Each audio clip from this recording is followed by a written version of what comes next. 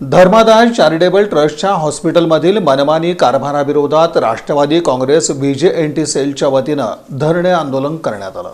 धर्मादाय charitable trust हॉस्पिटल्समध्ये उपलब्ध खाटांपैकी 10% खाटा या दुर्बल घटकातील रुग्णांसाठी राखीव आहेत, त्या त्यांना मिळत नाहीत। दुर्बल घटकांसाठी राखीव असलेल्या बेडवर ॲडमिट असलेल्या रुग्णांची माहिती ठळक अक्षरात बोर्डावर लावावी, त्याची सखोल चौकशी करावी या मागणीसाठी राष्ट्रवादी काँग्रेस अजित पवार गट व्हीजेएनटी सेलचे अध्यक्ष रुपेश कुमार भोसले यांनी पूनम गेट समोर एक दिवसीय धरणं आंदोलन केलं।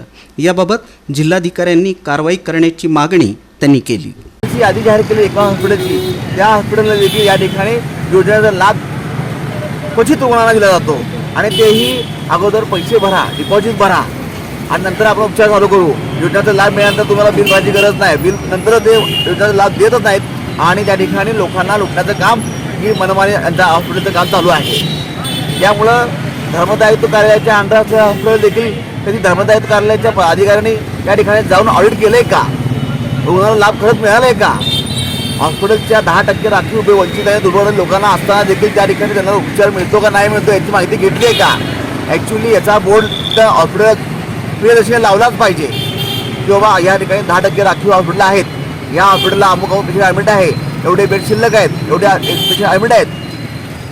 कुठल्याही हॉस्पिटल धर्माच्या हॉस्पिटलला या ठिकाणी नोंद नाही किंवा बोर्ड दर्शवणार नाही। माझं मत काय आहे की सोलापूरच्या सर्व हॉस्पिटलमध्ये जे मेडिकल तुम्ही परमिशन दिलेली आहे ती मेडिकल पहिले रद्द करा, कारण त्या मेडिकलच्या माध्यमातून अनेक रुग्णांना आवाढव्य बिल आकारण्याचं काम त्या मेडिकलच्या माध्यमातून होतं। साधारणतः रुपयाची गोळी जर असेल ती 1.5 रुपये दिली जाते। अनेक टीव्ही चॅनलला बातम्या लागलेल्या आहेत, आम्ही अनेक वेळा तक्रार केलेली आहे। या तक्रारीची दखल प्रशासन काय करतो? झोपा काढतो का प्रशासन? त्या ठिकाणी काय मुख्य मागणी काय? आमची मुख्य मागणी आहे धर्मदायित्व कार्यालयाच्या ज्या हॉस्पिटल आहेत त्या हॉस्पिटलला दर्शनी भागात बोर्ड लावला पाहिजे आणि त्या ठिकाणी रोज किती तुमच्या धर्मदाय कार्यालयाच्या बेडमध्ये राखीव वंचित आणि दुर्बल पेशंट किती ॲडमिट आहेत याच्या नावासहित बोर्ड लावला पाहिजे।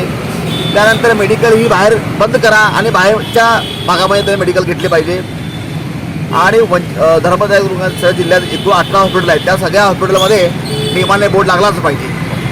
त्यानंतर मेडिकल बंद केला पाहिजे, बाहेर घेतला पाहिजे। महात्मा ज्योतिबा फुलेच्या रुग्णाला ज्या दिवशी तुम्ही ॲडमिट करता त्या दिवसापासून मोफत घेतला पाहिजे, याच्याकडून डिपॉझिट नाही घेतली पाहिजे आणि त्याला पूर्णपणे उपचार मोफत दिला पाहिजे, ही प्रमुख मागणी आहे।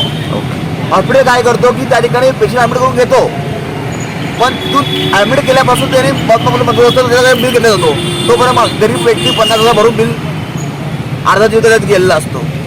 त्यामुळे ॲडमिट केल्यापासून त्याच्या होईपर्यंत त्याला फ्रीमध्ये उपचार झाला पाहिजे।